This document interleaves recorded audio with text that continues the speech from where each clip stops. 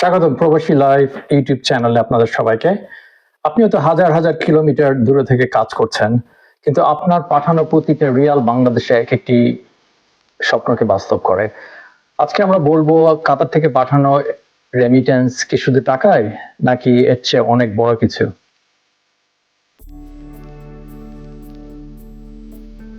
2023 সালে কাতার থেকে বাংলাদেশে পাঠানো রেমিটেন্সের পরিমাণ ছিল মার্কিন ডলারে $4 বিলিয়ন, যেটা বাংলাদেশি টাকায় 48,000 কোটি টাকারও বেশি।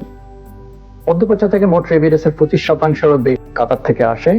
এছাড়া 35% আসে সৌদি আরব থেকে, 15% আসে ইউএই থেকে, আর বাকি 25% আসে অন্যান্য সব দেশ থেকে।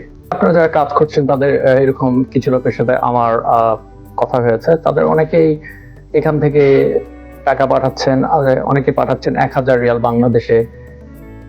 সেই টাকা দিয়ে আপনাদের পারিবারিক যে খরচ আছে, আপনার যদি যাদের ভাই আছে বা ছেলে মেয়ে আছে তাদের শিক্ষার জন্য, ওষুধ কেনার জন্য এবং ঘর বানানোর জন্য এইসব টাকা অনেক উপকারে আসছে। এটা শুধু খরচের জন্য না, এটা ভবিষ্যতের একটা বিনিয়োগ।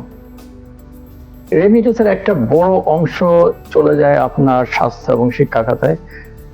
গ্রামের অর্থনীতিতে একটা বড় ভূমিকা পালন করে। বাড়ি নির্মাণ, ছোট ব্যবসা, এমনকি জমি কেনার ক্ষেত্রেও ভূমিকা রাখে। প্রবাসীদের আয় অবশ্য আগের মতো বাড়েনি। টাকা পাঠাতে অনেক খরচ হয়, অনেক চার্জ নেওয়া হয়। টাকার মান কমে গেলেও একটা বড় কষ্ট। এসব কিছুর মধ্যে আপনারা টাকা পাঠাচ্ছেন আপনাদের হৃদয়ের উপার্জিত অর্থত্র। বাংলাদেশে বৈদেশিক মুদ্রার একটা বিরাট উৎস হচ্ছে রেমিটেন্স।